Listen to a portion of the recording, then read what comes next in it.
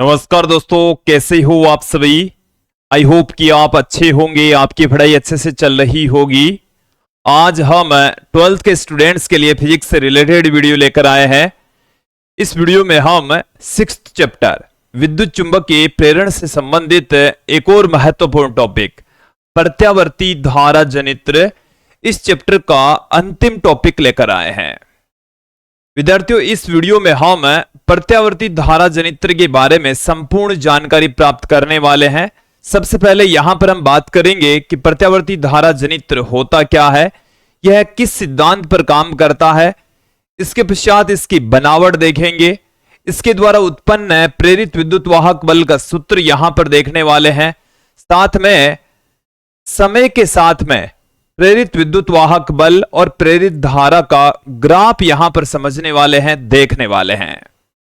तो ये जो आज का हमारा वीडियो है, आज का जो हमारा टॉपिक है वो प्रत्यावर्ती धारा जनित्र पर आधारित है। इसमें हम प्रत्यावर्ती धारा जनित्र से रिलेटेड संपूर्ण जानकारी प्राप्त करने वाले हैं। विद्यार्थियों, यदि आप हमारे YouTube चैनल पर नए हैं तो चैनल को सब्सक्राइब कर लीजिए, साथ में बेल आइकन भी दबा दीजिए ताकि आपको आगे की वीडियोस की नोटिफिकेशन मिलती रहे।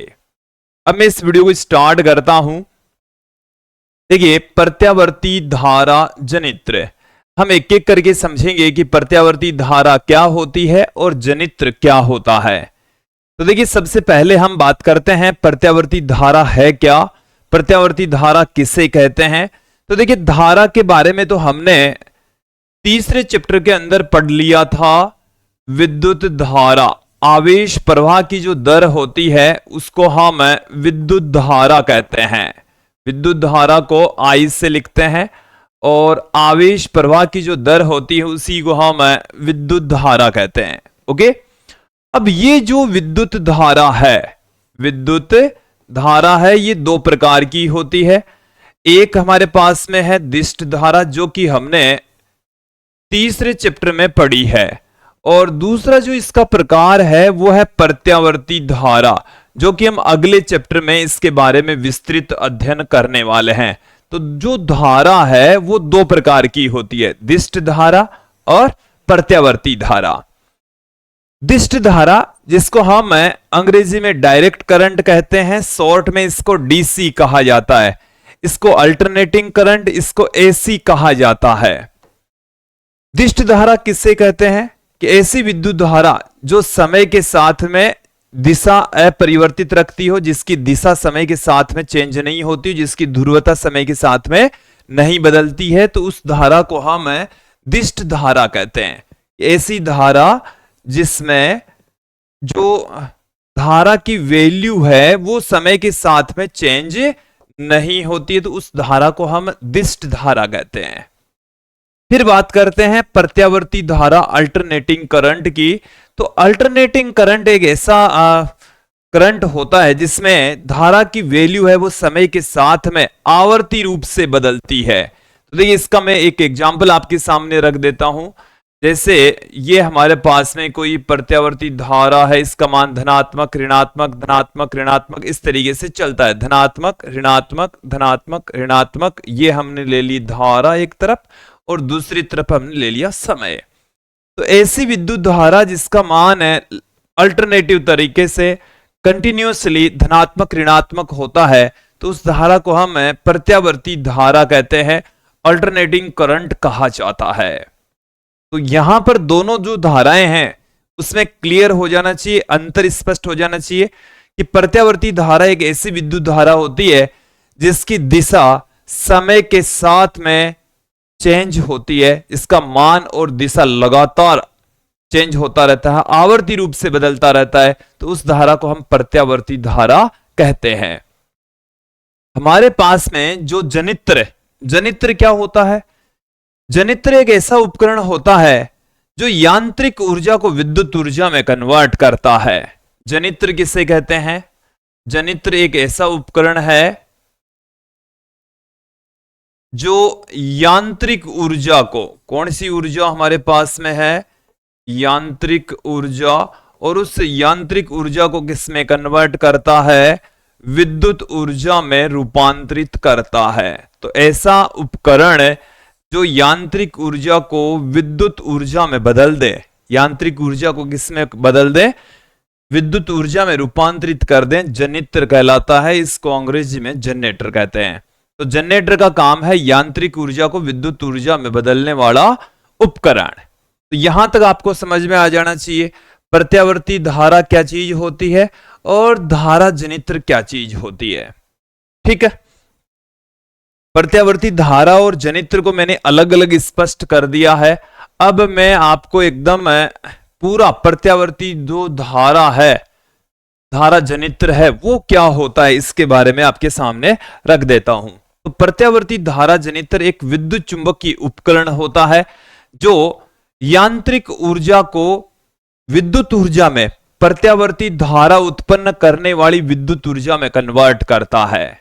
तो जिससे प्रत्यावर्ती धारा उत्पन्न होती है या प्रत्यावर्ती वोल्टता उत्पन्न करने वाला उपकरण है, उसको हम प्रत्यावर्ती धारा जनित्र कहते हैं। तो किसे कहेंगे कि ऐसा उपकरण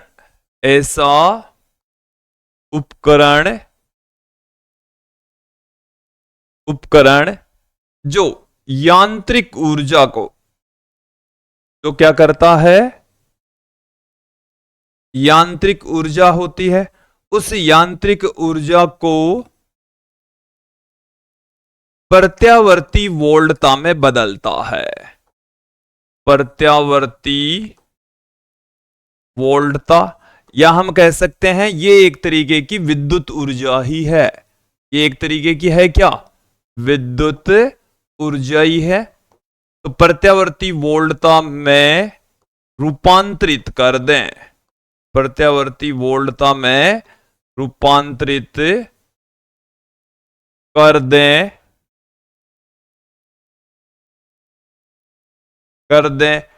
प्रत्यावर्ती धारा जनित्र कहलाता है।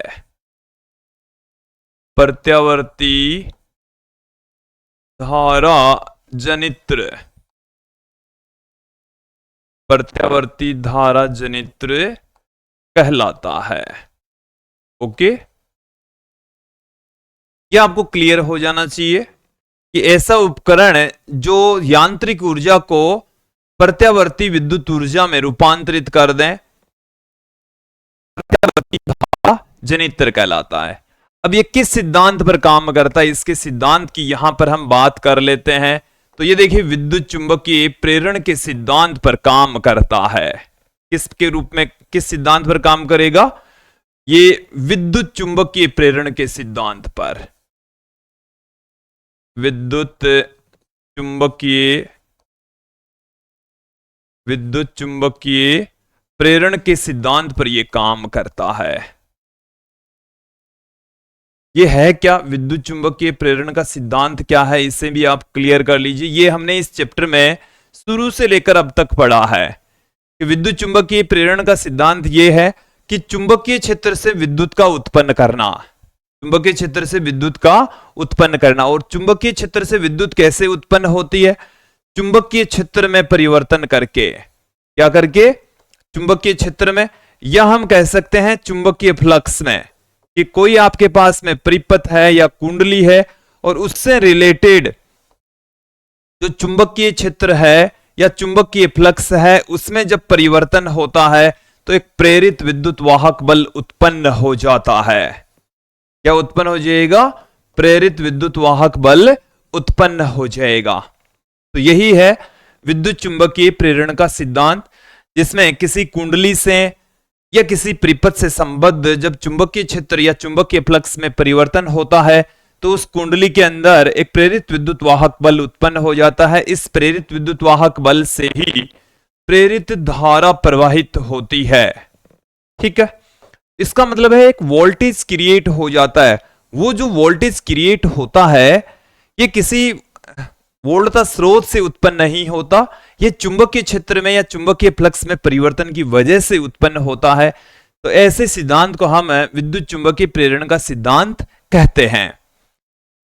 देखिए विद्युत चुंबकीय प्रेरण का सिद्धांत हमने इस चैप्टर में शुरू से ही पढ़ लिया था। अब मैं बात करता हूं ऐसा जनित्र किसने निर्मित किया। तो जनित्र का निर्माण करने का श्रेय टेस्ला को जाता है, निकोला टेस्ला को जाता है।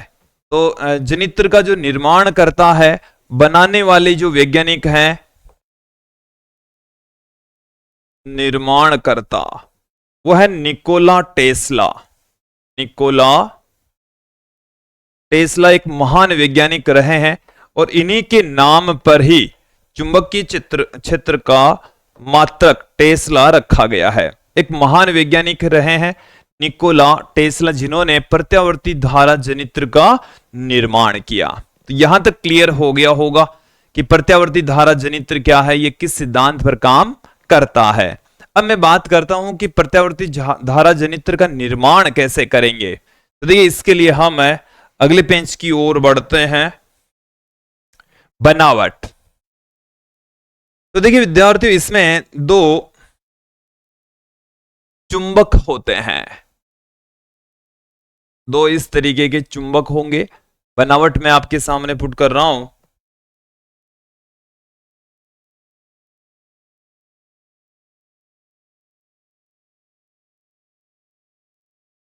ये इस तरीके से हम यहां पर दो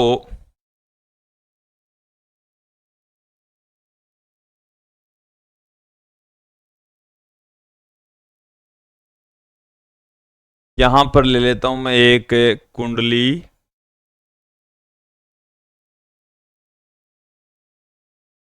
भी इसको सीधा करेंगे, थोड़ा सा इसको घुमा देता हूं तरीके से।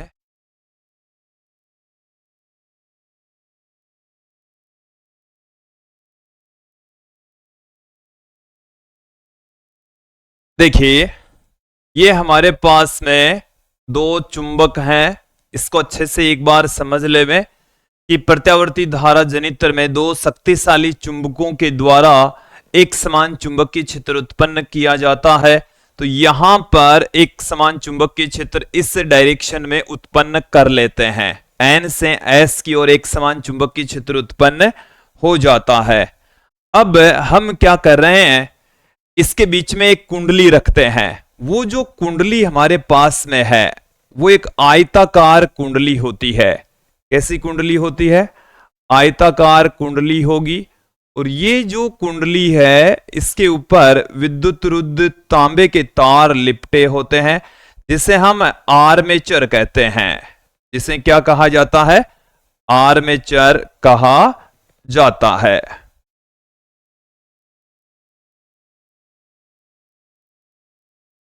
जिसे आर्मेचर कहा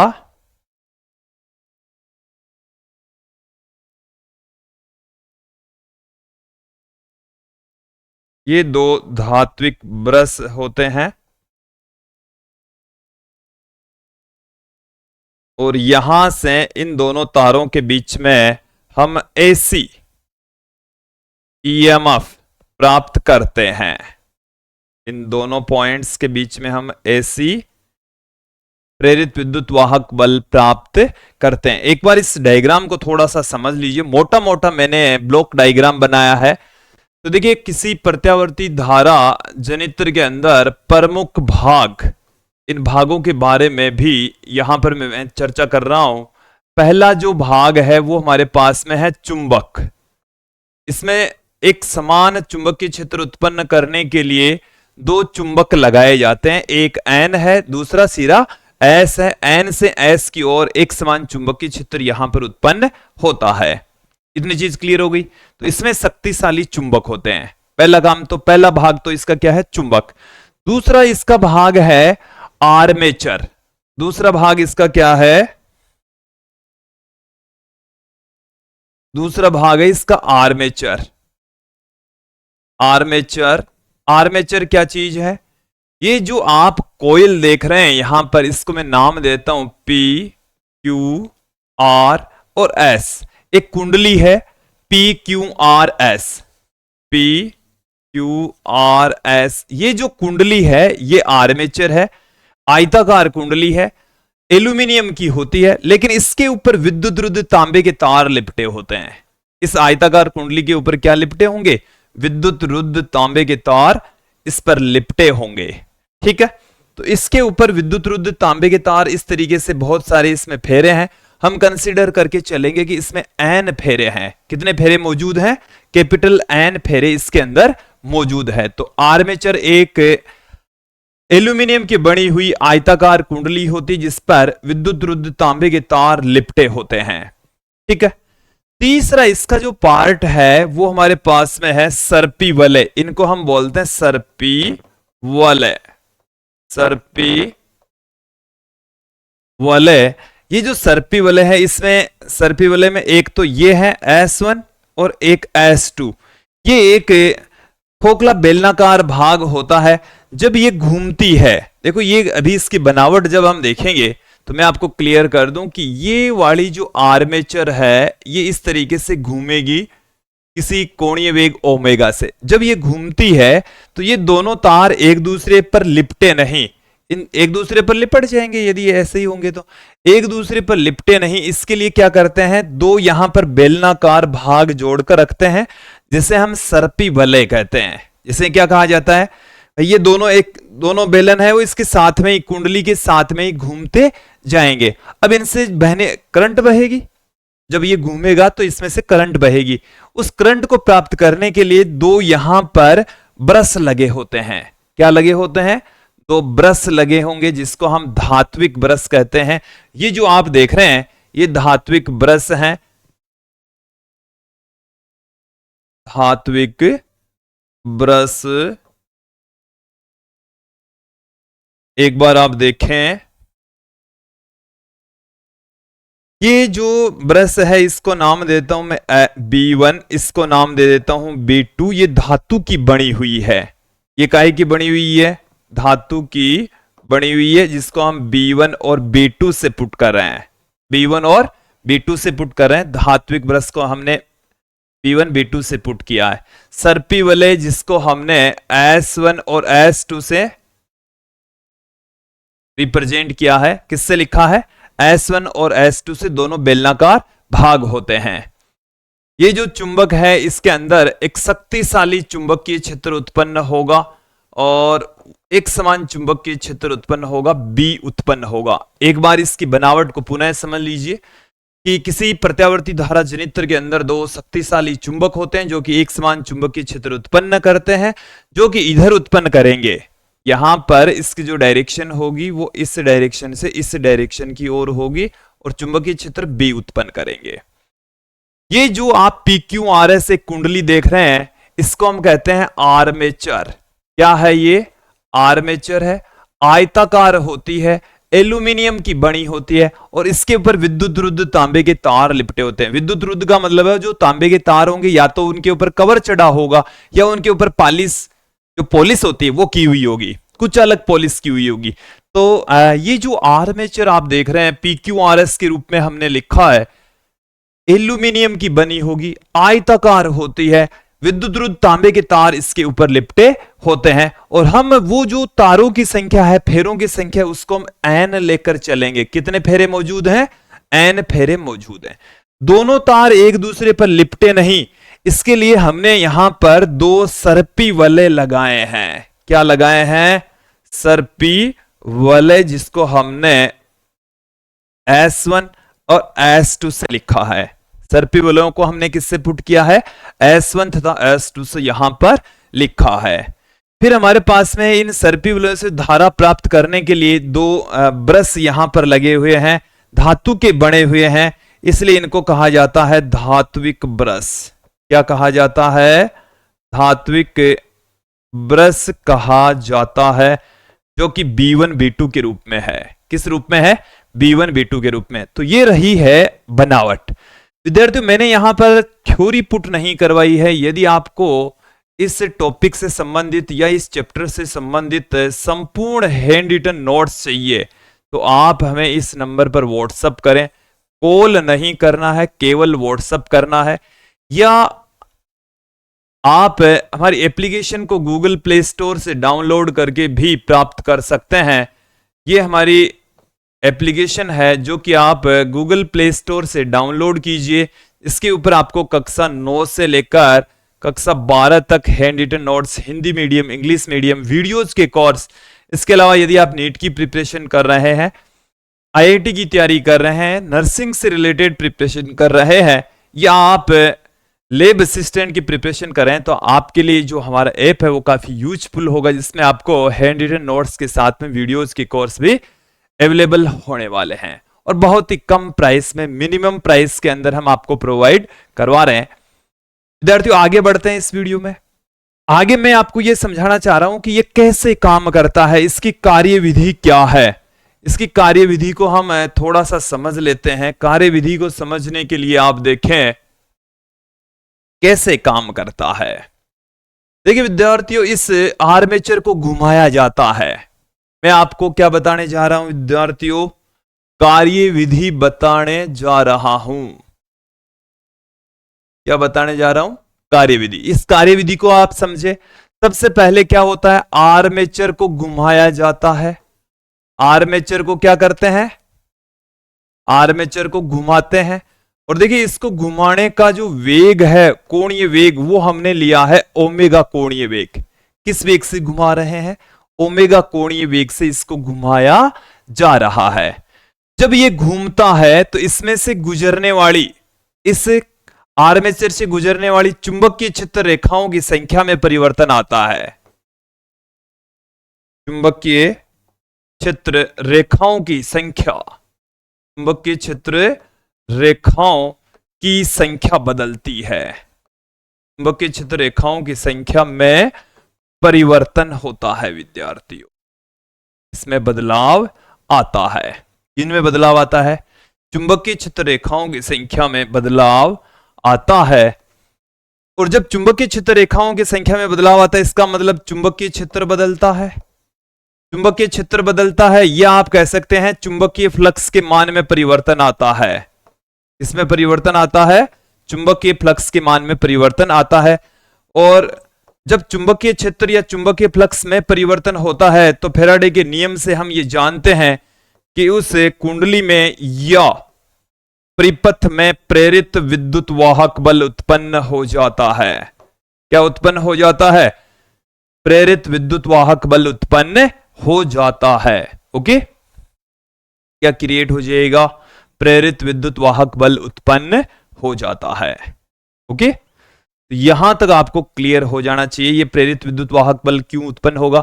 जब ये घूमेगी तो इसमें से गुजरने वाली जो मैग्नेटिक फील्ड लाइंस है उनकी संख्या में बदलाव आएगा, क्योंकि ये कभी ऐसे कभी ऐसे कभी ऐसे, तो इस स्थिति में कम गुजरेगी, इस स्थिति में ज्यादा गुजरेगी। तो ये तो ऐसे घूमेगी, कंटिन्यूअसली ऐसे घूमेगी, ये वाली जो कोइल ऐसे घूमेगी, तो इसमें से गुजरने वाली चुंबकीय क्षेत्र रेखाओं की संख्या में लगातार परिवर्तन आएगा, जिसकी वजह से चुंबकीय फ्लक्स में परिवर्तन आएगा।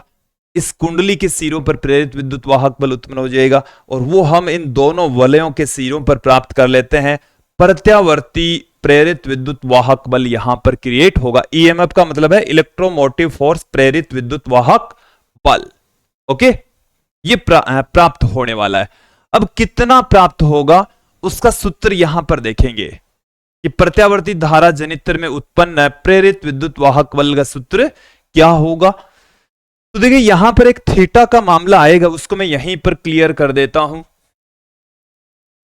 यहां पर चुंबकीय क्षेत्र की डायरेक्शन तो है ये। अब यहां पर इसमें क्षेत्रफल सदिश होगा, ये क्षेत्रफल सदिश होगा, और क्षेत्रफल सदिश और चुंबकीय क्षेत्र के बीच का कोण मैं कितना ले लूं? थीटा। तो देखिए हम जानते हैं कोणीय वेग बराबर, इसको ओमेगा कोणीय वेग से घुमाया जा रहा है, तो कोणीय वेग बराबर होता है कोणीय विस्थापन में परिवर्तन की दर। तो यहां से थीटा बराबर आ गया है ओमेगा टी। थीटा बराबर क्या आ गया है? ओमेगा टी हमें प्राप्त हो चुका है। ये अभी यूज में लेंगे, इसलिए मैंने यहां पर ही आपको क्लियर कर दिया है। अब हम बात करेंगे प्रेरित विद्युत वाहक बल। जो प्रत्यावर्ती धारा जनित्र है उसमें कितना प्रेरित विद्युत वाहक बल क्रिएट होता है वो मैं आपके सामने रख देता हूं। देखो क्या है, हम क्या जानते हैं भाई? हम जानते हैं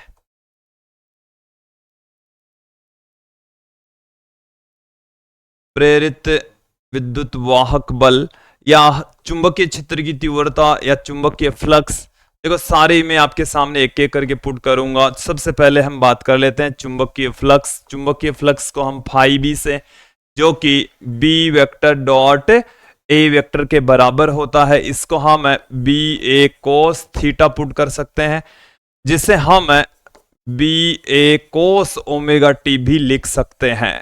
ये अपने पास में आ गया, फाई बी की वैल्यू आ गई। हम एक और फॉर्मूला जानते हैं प्रेरित विद्युत वाहक बल का फैराडे के द्वितीय नियम से। प्रेरित विद्युत वाहक बल जो कि फैराडे के द्वितीय नियम से हम जानते हैं E बराबर होता माइनस में n d phi B upon d t. चुंबकीय फ्लक्स में परिवर्तन के कारण से प्रेरित विद्युत वाहक बल उत्पन्न होता, ये फैराडे के द्वितीय नियम की सहायता से हम जानते हैं। फाई बी की वैल्यू यहां पर हम पुट कर देंगे। इसे मैं देता हूं समीकरण 1, इसे हम देते हैं समीकरण 2। समीकरण 1 को हम समीकरण 2 में पुट कर देंगे। समीकरण 1 को समीकरण 2 में रखने पर 2 में रख देंगे,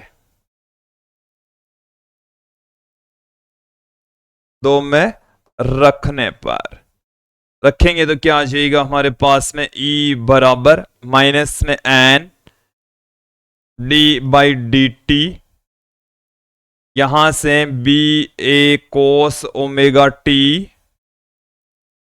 अपने पास में क्या आ जाएगा, जो कांस्टेंट है उसको हम डिफरेंशिएशन से बाहर पुट कर देंगे, तो बी ए और ए है वो डिफरेंशिएशन से बाहर आ जाएगा। अंदर रह गया हमारे पास में कोस ओमेगा टी।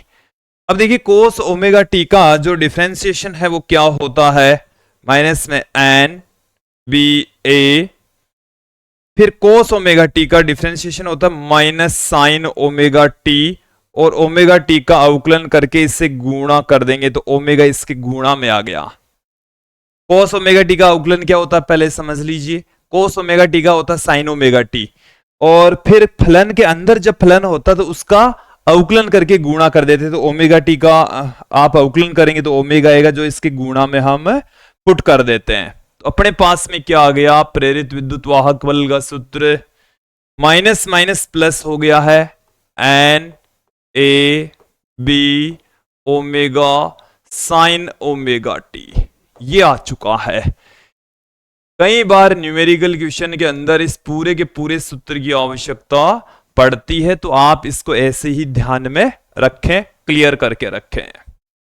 इसको मैं ऐसे भी पुट कर सकता हूं, E बराबर ई नॉट साइन ओमेगा टी। तो यहां पर ये जो ई नॉट है ये प्रेरित विद्युत वाहक बल का शिखर मान होता है। ई नॉट बराबर होता है एन ए बी ओमेगा, इसको हम कहते हैं प्रेरित विद्युत वाहक बल का शिखर मान है।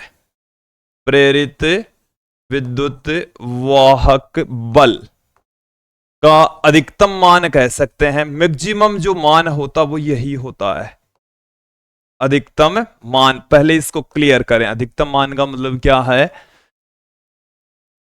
कि देखिए साइन ओमेगा टी का मैक्सिमम से मैक्सिमम मान है वो 1 हो सकता है, -1 और +1 के बीच में वेरी करता है, तो 1 का जो मैक्सिमम मान है वो एन ए बी ओमेगा हो सकता है। तो ये जो ई नोट है वो प्रेरित विद्युत वाहक बल का अधिकतम मान है, मैक्सिमम वैल्यू है। ओके, अब देखिए जो हमने आर्मेचर लिया है, यदि उसके अंदर जो तार है फेरे लिपटे हुए हैं तांबे के तार के, उनका प्रतिरोध तो मैं कह दूं कुंडली का प्रतिरोध, कुंडली का प्रतिरोध यदि आर है, कुंडली का प्रतिरोध आर है, तो प्रेरित धारा, प्रेरित धारा, प्रेरित धारा अपने पास में क्या आ जाएगी, आई बराबर ई बट्टे में आर, और यहां से जो ई है इसका मान है ई नोट साइन ओमेगा टी बट्टे में आर, तो ई नोट बट्टे में आर है, इसको हम आई नोट से पुट कर देंगे तो आई नोट साइन ओमेगा टी आ जाएगा। इन दोनों का ही हम ग्राफ देखेंगे, एक बार आप समझ लेंगे। ये हमारे पास में इसकी वैल्यू आ चुकी है कि प्रेरित विद्युत वाहक बल तो कितना आया है, प्रेरित विद्युत वाहक बल वो हमारे पास में आया है E बराबर ई नोट साइन ओमेगा टी। ठीक है, और प्रेरित जो धारा है वो हमारे पास में आई है I बराबर आई नोट साइन ओमेगा टी। मैं आपको यहां पर क्लियर कर दूं कि ई नोट हमने एन ए बी ओमेगा की जगह लिखा है, और आई नोट है वो ई नोट बट्टे में आर की जगह लिखा है, तो एन ए बी ओमेगा बट्टे व आर हमारे पास में आ जाएगा। ठीक है, अब इनके लिए मैं एक ग्राफ आपके सामने रखने वाला हूं, तो ग्राफ के लिए मैं एक थोड़ा सिंपल तरीका अपनाता हूं, पहले इनकी वैल्यू फाइंड आउट कर लेता हूं। इसके लिए एक टेबल यहां पर मैं निर्मित करने जा रहा हूं।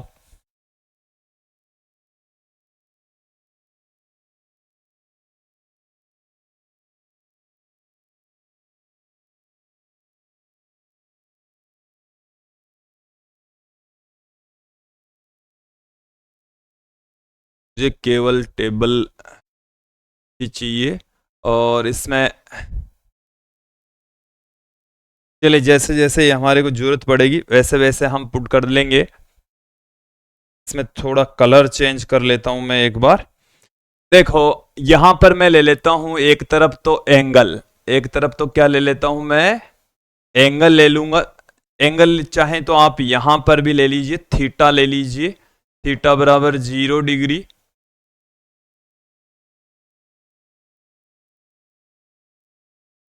थीटा बराबर फिर हम 90 डिग्री,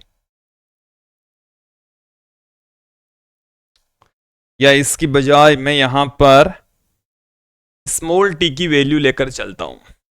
आप ध्यान देंगे स्मॉल टी का मान 0, T/4, T/2, 3T/4, और ये मैंने ले लिया T तक। कहां तक ले लिया, एक पूरे चक्कर तक ले लिया है। अब मैं यहां पर ओमेगा टी का मान आपके सामने रखने जा रहा हूं, जो कि 2 पाई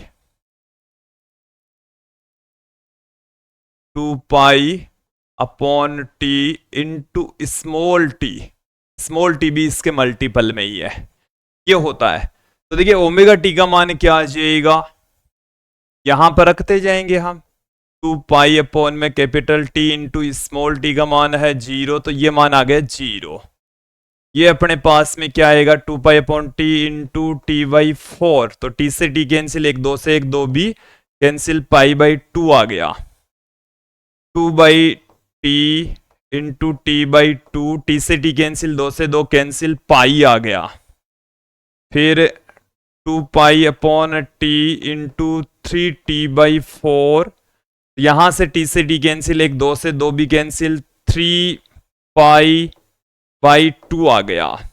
ठीक है, यहां से क्या आएगा 2 पाई अपॉन में टी इंटू में कैपिटल टी, टी से टी कैंसिल हो गया, 2 पाई आ जाएगा। क्या आ जाएगा, 2 पाई आ गया है। अब मैं यहां पर वैल्यू पुट कर रहा हूं साइन ओमेगा टी की। देखो साइन का जो मान होता है वो +1 से -1 के बीच में होता है। जब साइन ओमेगा टी का मान 0 रखेंगे तो साइन का मान भी 0, पाई/2 मतलब 90, 90 पर इसका मान होता है 1, पाई पर फिर से 0, 3 पाई/2 का मतलब हो गया 270, 270 पर -1, और 2 पाई पर पुनः 0। अब मैं यहां पर वैल्यू पुट कर रहा हूं E बराबर ई नॉट साइन ओमेगा टी, इसकी वैल्यू पुट कर रहा हूं। ठीक है, तो साइन ओमेगा टी का मान अपने पास में 0, तो ई का मान कितना आ गया यहां पर ई नॉट, और 0 आया। ई का मान कितना आया, ई का मान हमारे पास में 0, एक पुट कर देंगे इस साइन ओमेगा टी की जगह, तब ई नॉट, फिर से 0, फिर माइनस में ई नॉट, फिर 0, ये मान आए। ये मान हमारे पास में किसके आए हैं, ये हमारे पास में पूरी टेबल आ चुकी है। अब मैं इस टेबल के जरिए ही, इस टेबल की सहायता से ही ग्राफ आपके सामने रखने जा रहा हूं। देखिए इन सबको एक बार तो मैं हटा देता हूं, या यहां पर ही मैं पुट कर देता हूं E बराबर E note sign omega T. इसका ग्राफ मैं आपके सामने पुट करने जा रहा हूं। एक बार इन सबको यहां से मैं हटा देता हूं।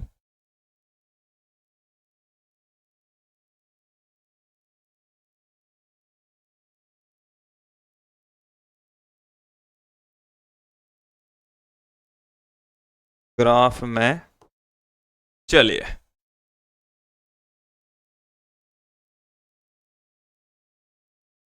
ये ले लिया है हमने। अब देखें आप, जीरो पर समय एक तरफ यहां पर हम लेकर चल रहे हैं, एक तरफ समय, और समय का मान 0।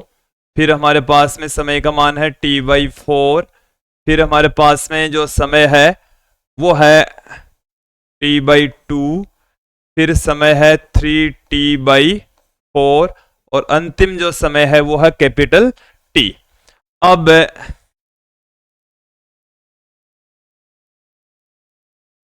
मैं यहां पर 0 पर जो वैल्यू है, समय जब 0 है तो E का मान है 0, तो 0 आ गया, पहली रीडिंग तो यही आ गई। फिर t/4 पर E का मान है E नॉट, तो इधर मैं ले रहा हूं E, इधर क्या ले रहा हूं E, और यहां पर जैसे कंसीडर कर लें अपने पास में है E नॉट, ये क्या है E नॉट की वैल्यू है, ठीक है।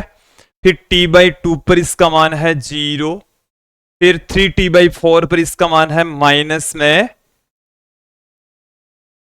E नॉट, और t पर इसका मान है 0। ये हमारे पास में इसकी वैल्यू होगी। तो यदि इसका ग्राफ खींचें तो हमें इस टाइप का ग्राफ प्राप्त होगा, ऐसा ग्राफ प्राप्त होगा। ये साइन का वक्र है, इधर हमने लिया समय और इधर हमने लिया प्रेरित विद्युत वाहक बल। यह आपको समझ आ जाना चाहिए, क्लियर हो जाना चाहिए। मैं यहां पर धारा का यदि ग्राफ खींचूं तो धारा में क्या है E नोट, यहां धारा में ये आता है I बराबर I note sign omega t, ये आता है। और ये जो I नोट है वो E नोट के अंदर कुछ भाग लगाएंगे तब प्राप्त होगा। तो जो धारा का ग्राफ है वो भी सिमिलर इसी टाइप का ही प्राप्त होता है, केवल इसकी जो अधिकतम मान है वो चेंज हो जाता है। ये तो E के लिए है और ये धारा के लिए है। E बराबर E not sign omega T. विद्यार्थियों इनको आप यहां पर अच्छे से समझ लीजिए कि ये जो ग्राफ है वो कैसे आए हैं, क्योंकि जब भी हम प्रत्यावर्ती धारा वाला चैप्टर स्टार्ट करेंगे, जो नेक्स्ट हमारा टॉपिक होगा वो प्रत्यावर्ती धारा अगले चैप्टर से लेंगे हम, तो वहां पर ये सब कुछ यहीं से स्टार्ट करेंगे। प्रत्यावर्ती धारा, प्रत्यावर्ती वोल्टता से ही उस चैप्टर को स्टार्ट किया जाएगा। तो आज की इस वीडियो में इतना ही। इस वीडियो में हमने प्रत्यावर्ती धारा जनित्र के बारे में संपूर्ण अध्ययन कर लिया है। मुझे उम्मीद है आप लोगों को ये जो टॉपिक है वो अच्छे से समझ में आ गया होगा। नेक्स्ट वीडियो में हम अगला चैप्टर स्टार्ट करेंगे, अल्टरनेटिंग करंट, प्रत्यावर्ती धारा। इस वीडियो में इतना ही, अगले वीडियो में फिर मिलते हैं। धन्यवाद दोस्तों।